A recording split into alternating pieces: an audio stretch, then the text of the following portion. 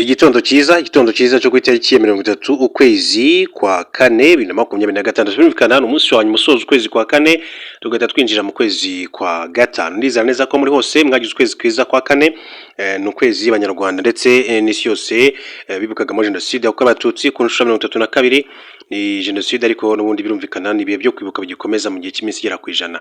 Hanyuma rero hari amakuru akomeye cyane mbazaniye muri iki gitondo cyo kuri tariki ya 30 ukwezi kwa kane 2026.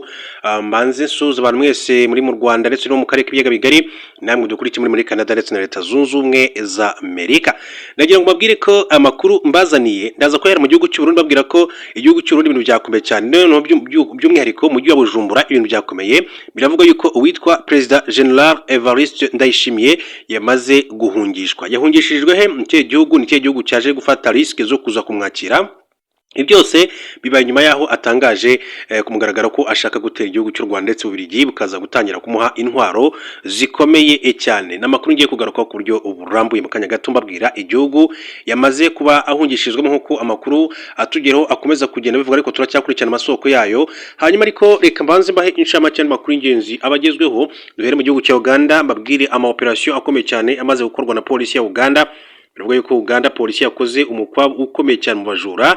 Polisi ya Uganda yatangaje ko yakoze umukwabu ukomeye mu bice birimo Nsambya West, Buyondo zone no mu nkengero zaho, ica muri yombi abajura benshi bibaga bakoresheje moto ndetse n'abamburaga abantu telefone.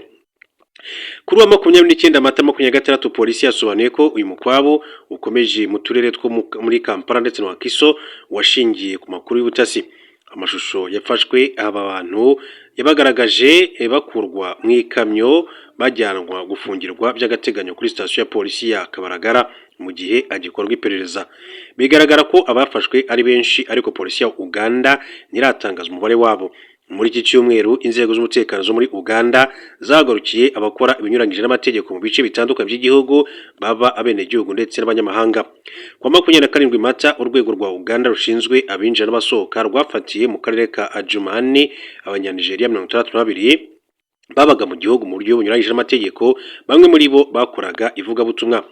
Mu ijoro ry'uwo munsi rishyira ku itariki 28 Mata urwego rwafatiye kandi Kampala abandi banyamahanga 169 bakekwa gukora ibikorwa birimo ubwambuzi, gukina urusimbi n'ibindi byaha byifashisha ikoranabuhanga muri iki gihugu ca Uganda. Reka tuve muri Uganda gato duhindure ingingo, mbabwire ko bya makuru akomeje kugenda avugwa, ariko tukiri muri Uganda ntabwo twajya mu yandi makuru tutarasoza mu gihugu cya Uganda. Mbabwire ko ubwato bwarimo abagera kuri 40 bwibitse mu mugezi harokoka umwe.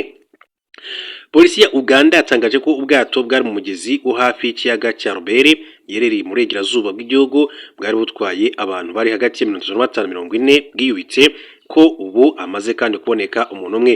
Polisi ya Uganda ibitangaje ko 29 Mata 2026 yavuze ko impanuka yabaye ku 28 Mata 2026 ibera ku mugezi wa Nguse. Ibinyujije kuri X, polisi ya Uganda yagaragaje ko harokotse umuntu umwe, icyakora ivuga ko itaramenya umubare w'abarohamye kuko nta rutonde rwabo rwari ruhari. Yavuze ko ikomeje ibikorwa by'ubutabazi mu gihe kandi pereza ku cyati impanuka gikomeje, bikekwa ko kurenza ubushobozi bw'ubwato no kugenda nijoro biri mu byateye impanuka ikomeye cyane yahitanye abagera kuri 39.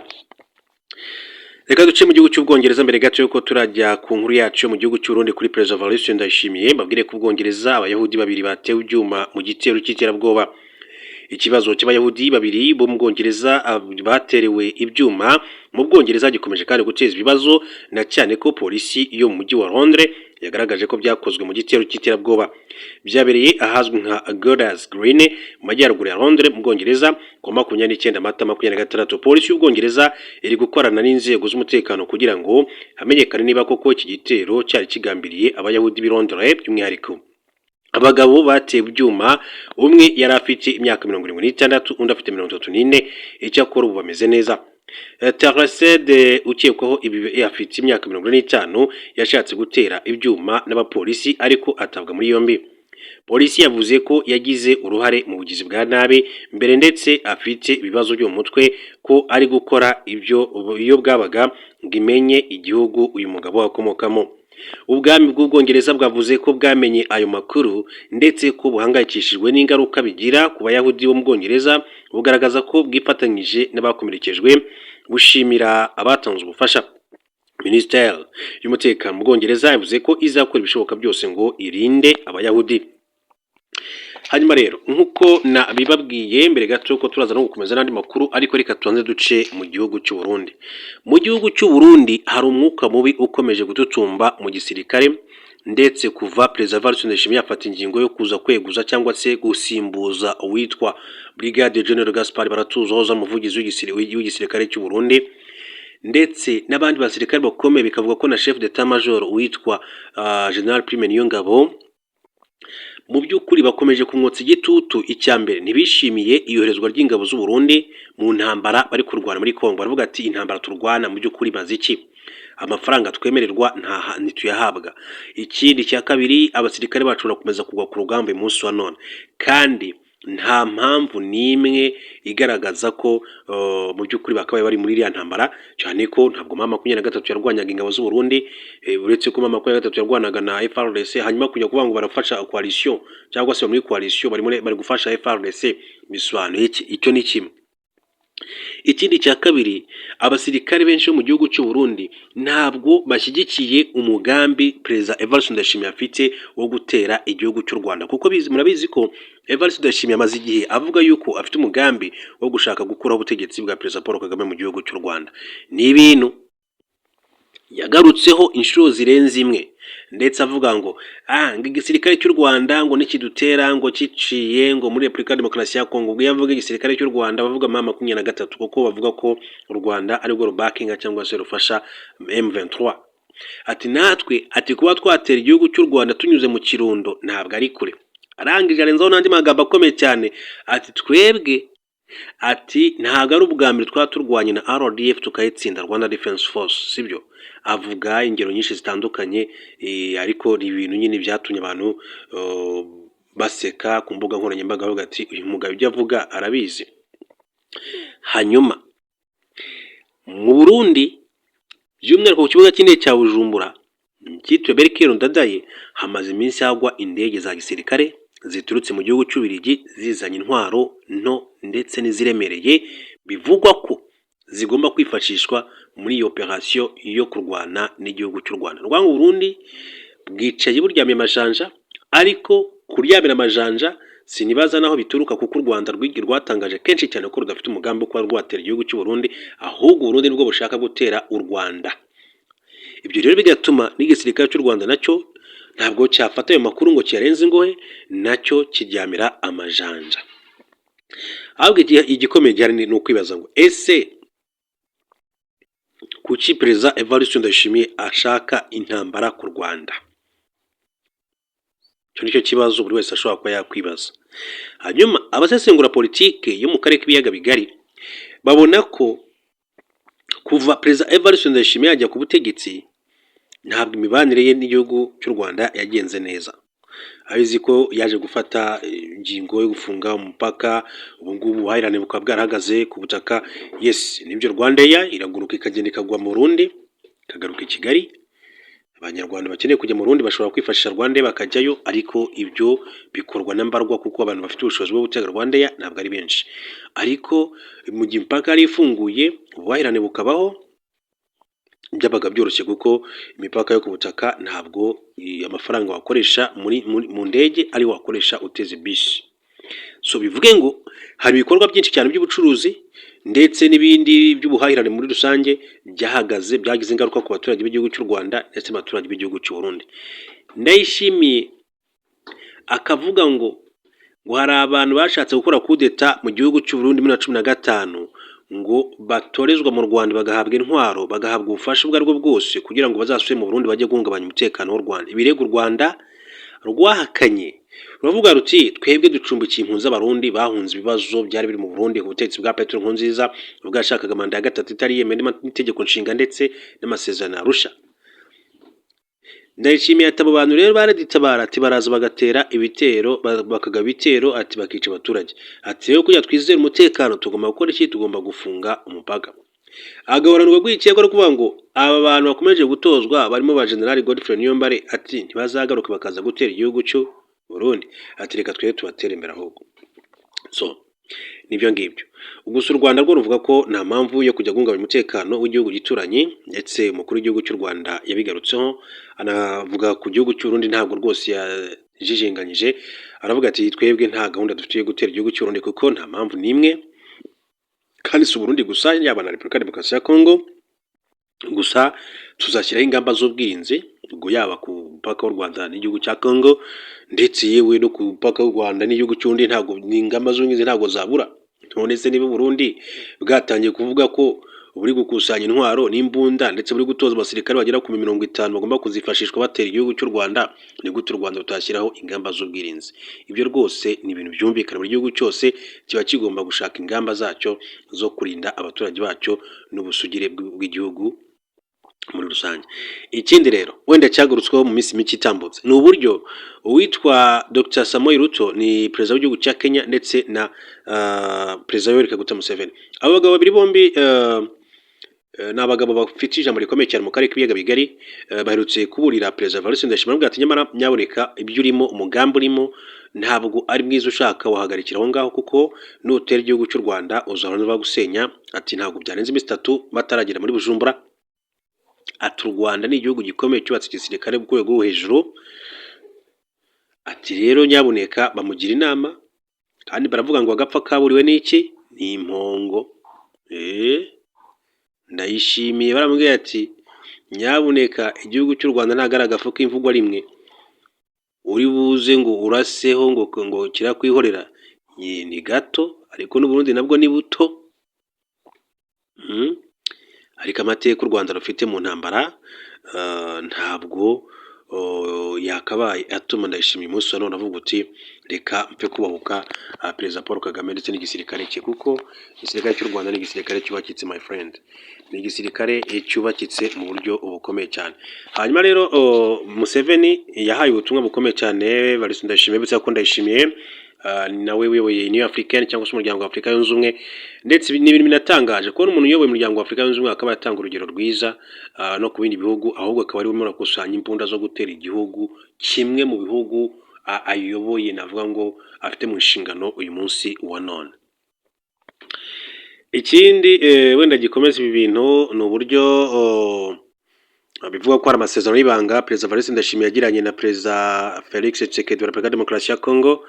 Ayo masezerano rero akaba akubiyemo ko agomba kumuha ingabo zigomba kumufasha kurwanya umutwe wa M23. Kugeza ubu umutwe wa M23 nawo ukomeje guhangana n'iyo coalition, ariko ntibyababujije gufata umujyi wa Goma ndetse n'umujyi wa Bukavu n'umujyi wa Uvira. Nubwo ku bw'amasezerano na Leta Zunze Ubumwe za Amerika byaje gutuma umujyi wa Uvira uvamo kugira ngo arusheho gukomeza kubahirizwa bikuye mu masezerano bagiranaga muri Katari. Hanyuma izi ngabo z'u Burundi zimwe mu ngabo zahuye n'ibibazo bikomeye cyane muri Kongo, kuko benshi bafashwe bugwate n'umutwe wa M23, abandi bapfa nabi mu buryo buteye ubwoba. Nyirango muribuka abajenerali twagiye tubabwira bagiye bapfira muri ya ntambara yo mu burasirazuba bwa Repubulika ya Demokarasi ya Kongo. Byinshi. Ikindi nakubwira, hari intwaro wenda inkuru twanigarutseho zaturikiye mu kigo cya gisirikare cya Bujumbura. Izo ntwaro uwitwaga Brigade General Gaspard Baratuza aza gutangaza ko ari umuriro w'amashanyarazi wateye igiturika ry'izo ntwaro. Miss mike itambutse uwitwa General Neva aravuga ati, avuguruza Colonel Gaspard Baratuza ati ntabwo ari turika, ati mu by'ukuri aracyari perezida ari gukorwa, ariko ntabwo ari amashanyarazi. Umwuka mubi utangira gukururuka, ndetse n'umwuka mubi mu gisirikare muri rusange. None za ntwaro zimwe ziri mu bigo bitandukanye hariya muri Bujumbura zatangiye guhungishirizwa Igitega, zijyanwa muri bato ya 3 ya brigade ya 3 ya gisirikare. Umwuka mubi rero ukaba ushingiye kuki? Ushingiye kuri ibyo byose, yo kutumvikana kuri operations zitandukanye, yaba izo muri Kongo, yaba izo ngizo bashaka gutera u Rwanda, yaba n'ibindi by'imbere mu gihugu. abasirikare bakomeye birumvikana barimo Gaspard Baratuza, barimo General Prime Niyongabo, barimo n'abandi benshi batandukanye, yewe no kuva ku itabwa muri yombi rya General Alain Guillaume Bunyoni ntabwo baje bahuza n'ibyemezo bitandukanye byafatwaga na Perezida Evariste Ndayishimiye. Iki gisirikare rero bikavuga ko cyatangiye kwimura intwaro mu bigo bya gisirikare i Bujumbura kizijyana ahakorera batayo ya gatatu mu mujyi wa Gitega, hanini bishingiye ku mwuka mubi uri mu ngabo z'igihugu. Hashize iminsi mike rero Perezida Ndayishimiye yakoze impinduka mu miyoborere y'ingabo z'u Burundi, aho yakuyeho wari umuvugizi w'ingabo Brigade General Gaspard Baratuza n'uwari ushinzwe ibikoresho bya gisirikare Colonel Ernest Musaba, amusimbuza Colonel Thierry Kabura. Ubwo intwaro z'Urundi zo mu kigo cya gisirikare cya Musaga zaturikaga, wari umuvugizi w'ingabo nk'uko nabivuze yavuze ko byatewe n'umuriro w'amashanyarazi, ariko nyuma Perezida Ndayishimiye abivuguruza avuga ko nta mashanyarazi yahabaga. Nyuma y'iminsi ibiri Colonel Kabura ashyizwe muri izi nshingano, Perezida Ndayishimiye yamutegetse kwimura intwaro z'ingenzi zikavanwa i Bujumbura. Izo zirimo Morcien Saven ndetse na 82, intwaro nini nka BM 21 rocket launchers ndetse n'izindi. Kwa 24 Mata hagaragaye kandi makamyo ya gisirikare 50 atwaye ibikoresho byavaga mu kigo cya gisirikare cya Muha na Muzinda muri Bujumbura no muri brigade ikoresha intwaro ziremereye cyane ya Mwaro, byose bijyanwa mu kigo gikoreramo batayo ya gatatu y'abakomando cya Gitega. Ni nyuma y'ukwezi ububiko bw'intwaro mu kigo cya gisirikare kandi Bujumbura buturitse, bugahita kandi wihitana abantu barenga 13 ndetse ibintu byinshi cyane bikangirika. Ibikorwa byo kwimura intwaro abasesenguzi kandi basanga atari ukwimura intwaro kubera impamvu z'umutekano, ahubwo harimo n'ibibazo by'ubwumvikane buke hagati y'ingabo. Ibivugwa rero n'aba basesenguza hanini bishingira ku mwuka mubi uri hagati ya Perezida Ndayishimiye ndetse n'umugaba mukuru w'ingabo z'u Burundi General Prime Niyongabo, n'ibibazo yagiranye n'abayobozi kandi batandukanye. Mu bindi bitera rero umwuka mubi harimo ibikorwa byo kohereza ingabo mu burasirazuba bwa Repubulika ya Demokarasi ya Kongo, ko nabivuze hejuru, mu ntambara ingabo za leta zihanganyemo na AFC 23. Bamwe mu bayobozi b'ingabo z'u Burundi bavuga ko intambara rwose barwanira kwiye ishingiye kuri politike, batwara amafaranga n'ubuzima bw'abasirikare, bituma rero umujinya urushaho kandi kwiyongera. Hari abavuga ko bamwe mu basirikare badashyigikiye intambara baba baragize uruhare mu guteza iturika ry'intwaro muri Kambeze mu buryo bwo kwigaragambya. Umujyi wa Bujumbura rero uhana imbibi na Kivu y'Amajyepfo muri Repubulika ya Demokarasi ya Kongo, ndetse abasirikare mu bigo byaho nibo bibarinda imipaka, bivuze ko ikibazo cyabaturukaho cyagira ingaruka ku mutekano mu gihugu ndetse no mu butumwa bakorera mu karere. Umwe mu basesenguzi rero yavuze ko kwimura intwaro ziva i Bujumbura z'Igitega ari ukuvana intwaro ziremereye cyane mu maboko y'ingabo atizeye. Reka mbe mpagarikiye aho ngaho kuri iyi nkuru ivuga ku bijyanye n'igihugu cy'u Burundi. Hanyuma ahubwo reka mbabwire ko ku bijyanye n'ibiciro by'ibikomoka kuri peteroli, akagunguru biravuga yuko kageze ku madolari 117. Ibiciro by'ibikomoka kuri peteroli bikomeje gutumbagira nyuma y'amakuru y'uko Leta z'Ubumwe za Amerika kandi ziri gutegura ibyo gukomeza gukomera ubwato bujya n'ubuva ku byambu bya Iran. Akagunguru k'ibikomoka kuri peteroli bidatunganyije kageze ku madolari 117 kuri 29 Mata 2026 nyuma ya saa sita. Nicyo giciro rero cyari kiri hejuru cyane. Uyu mutungo rero kamere ugezeho muri uku kwezi. Ibiciro bikomeje kandi kuzamuka nyuma y'uko agiye hanze amakuru y'uko Donald Trump yasabye ko ingabo za Amerika zakomeza gutambamira ubwato bwinjira n'ubuva ku byambu bya Iran, hagamijwe gushyira igitutu kuri iki gihugu. Nacyo kandi cyatangaje ko kizakomeza kandi gufunga inzira Hormuz ifatiye isi runini mu bijyanye n'uyu mutungo kamere. Ibi biciro by'ibikomoka kuri peteroli kandi bitunganyije ku itariki ya 17 Mata 2026 byaragabanutse bigera ku madolari 90 nyuma y'uko agahenge gatangajwe hagati ya Israel na Liban. Icyakora byakomeje kandi kwiyongera kubera ko Amerika yakomeje gukomanyiriza ubwato bwa Iran. N'ibintu bikomeje kandi gushegesha ubukungu bwa Iran butari bumeze neza, kuko nk'ubu izamuka ry'ibiciro ryageze kuri 53.7% ndetse n'ifaranga ry'iki gihugu rigabanuka mu buryo bukabije. Bivuga ko abanya-Iran barenga miliyoni 2 babuze imirimo nk'uko guverinoma y'iki gihugu yabivuze mu cyumweru gishize. Bijyanye n'uko rero ibiri kuba muri Iran bikomeje kandi kuzaza ubukungu bw'igihugu, benshi bateze amakiriro ku masezerano yashyizweho umukono hagati y'ibihugu byombi. Icyakora Donald Trump aherutse kugaragaza ko niba Iran ikomeye ku bijyanye n'amasezerano ikwiriye kubahamagara ikabibasaba Banki y'Isi iherutse gutangaza ko ibiciro by'ingufu bishobora kandi kuziyongeraho 24% muri 2026. Ingaruka z'intambara yo muri Iran kandi zageze no mu Rwanda, aho ubu litiro ya lisansi yageze ku mafaranga 2938 ivuye ku 1989 yariho mbere yo ku itariki ya 4 Werurwe 2026. Urumva ko ibintu ntabwo byoroshye ku isi hose muri rusange. Reka rero mbashimire cyane, bifuriza kumeza kugira igitondo cyiza, tuzaza gusubira mu makuru.